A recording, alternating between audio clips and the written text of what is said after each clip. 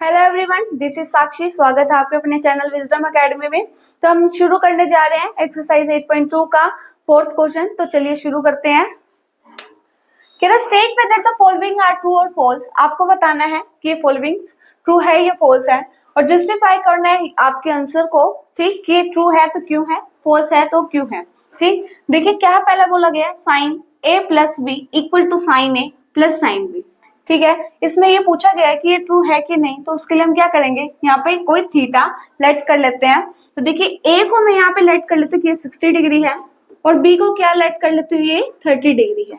ठीक, तो देखिए यहाँ पे क्या हो जाएगा, साइन 60 प्लस 30 डिग्री।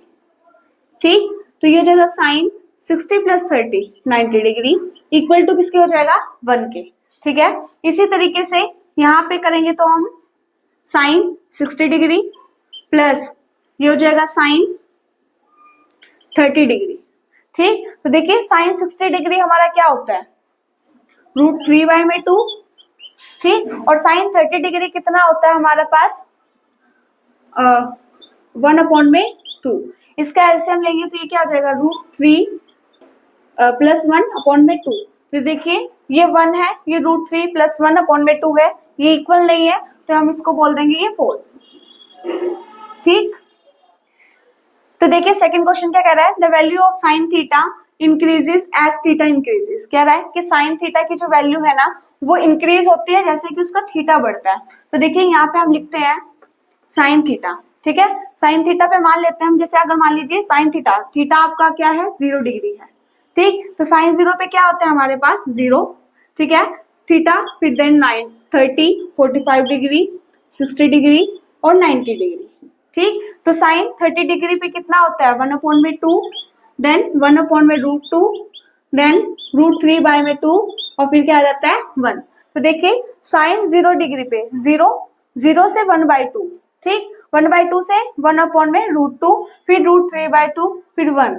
ठीक, देखिए यहाँ पे कहीं ना कहीं ये 0.5 देन ये ऐसे सोल्व करके 0 से इंक्रीज हो रहा है, तो हम लिख देते हैं यहाँ पे ये ट्रू है।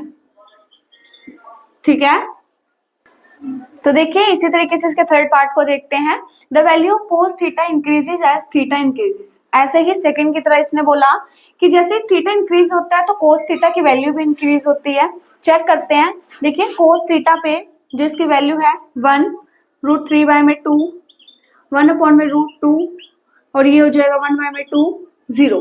तो आप चेक करिए, जैसे ही मैंने 0 डिग्री रखा थीटा की वैल्यू, ठीक, तो ये हो जाएगा हमारा 1। ठीक, और ऐसे ही मैंने जैसे ही 30 डिग्री रखा, जैसे इंक्रीज करी 30 √3/2, ऐसे ही जैसे मैंने 90 डिग्री रखी, 0 डिग्री से डायरेक्ट मैं 90 अगर रखती हूँ तो वैल्यू क्या आ रही है, 0। तो देखिए ये चीज डिक्रीज हो रही है, कहाँ 1 और ये 0 हो रही है, तो इसका क्या हो जाएगा आंसर, फॉल्स। ठीक है, तो देखिए फोर्थ पार्ट को इसको क्या दे रखा है, sine theta is equal to cos theta for all value of theta. Theta की सभी वैल्यू पे ये दोनों इक्वल आते हैं। तो देखते हैं साइन थीटा यहाँ 0 डिग्री मान लेते हैं हम, तो साइन 0 कितना होता है, 0, और कोस थीटा भी 0 मान लेते हैं अगर हम सेम रखेंगे। ठीक है, तो ये क्या हो जाएगा 1। तो देखिए क्या ये दोनों सेम है वैल्यू इसकी, तो नहीं, तो हम यहाँ लिख देंगे फॉल्स।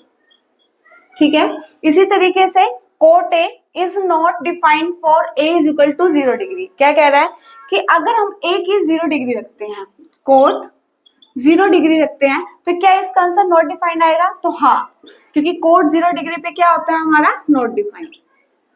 ठीक है, ये आपने टेबल में पढ़ा था ना, तो इसका भी आंसर क्या हो जाएगा, ट्रू।